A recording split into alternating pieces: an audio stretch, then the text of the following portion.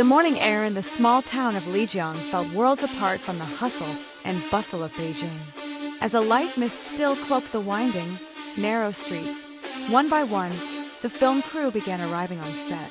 Among them, a young man in a simple black jacket and a gray knit cap walked quietly, carrying a thermos of warm tea. Wang Yibo, actor, singer, dancer, motorcycle racer, all those titles followed him.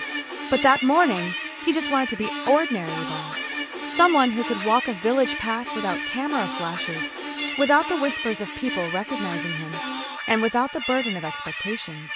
The shoot for his latest drama centered on village life in a mountainous region. The tight schedule and cold weather had exhausted the entire crew.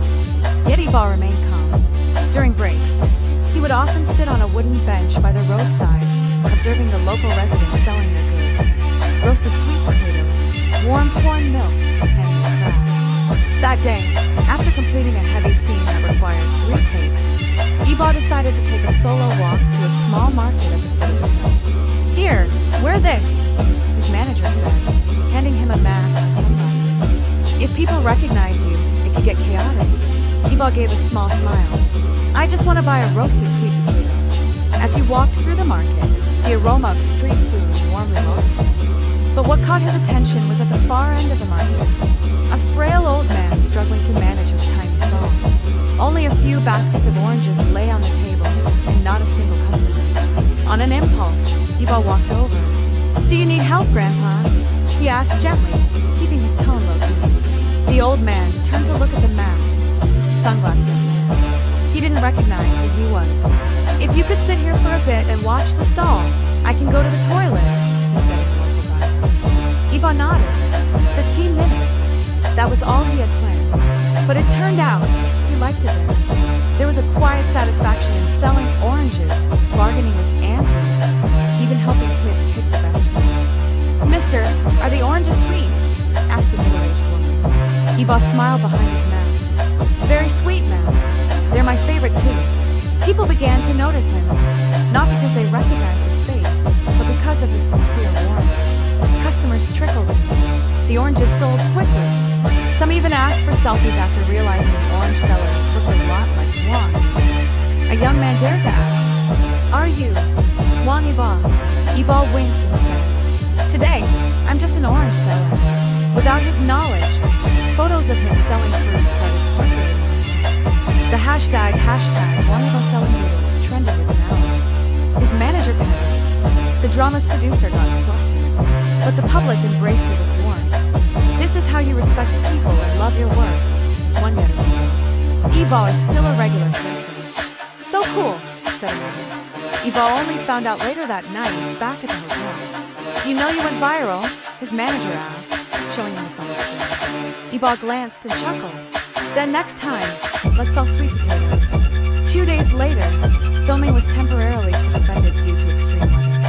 Several mountain routes were blocked by snow, and transportation access was disrupted. Rather than returning to the city, Yibo chose to stay. "I want to see the snow fall up close," he told his manager. His manager sighed. "You're really different from other celebrities." With a thick vest, analog camera, and heavy boots, Yibo trekked through the snowy paths with a local guide, who also happened to be part of the film's supporting crew. They climbed a modest hill, just steep enough to make breathing labor. At the top, a vast white landscape stretched as far as the eye could see. Fir trees stood tall, and the amber sky cast warm light over the snowy surface. Yibo stood still, eyes misty. "I once dreamed of coming to a place like this," he said softly. "And now you're here," the guide replied. He removed his mask, inhaled the crisp air deeply, then held his camera to his chest, snapping landscapes and recording a short video of himself. "For memories someday, when all of this is just a moment in time," he murmured. The next day, he descended from the hill with a light step. He stopped by a tiny coffee shop at the mountain's base. The owner, a young mother with a small child, greeted him warmly. "Hot coffee or corn milk?" "Hot coffee, but not too bitter." They chatted for a while about village life, children, and dreams. "My child wants to be a dancer, but we don't have a teacher here," the mother said. Without hesitation, Yibo wrote something on a small piece of paper. "Try sending a video of your child to this email." I'll show it to my friend at the dance academy. The mother's eyes welled up. A week later, the filming resumed. But now, everyone on the crew understood. Yibo was more than just an actor. He was someone who appreciated life's small moments. No longer just the man trailed by cameras. To the village residents, he was the orange seller, the snow trucker, and the young man who cared. Weeks after the drama aired, a mini-documentary appeared on a streaming platform. Its contents: clips of him selling noodles, dancing in the snow, sipping coffee with locals, and laughing freely unburdened.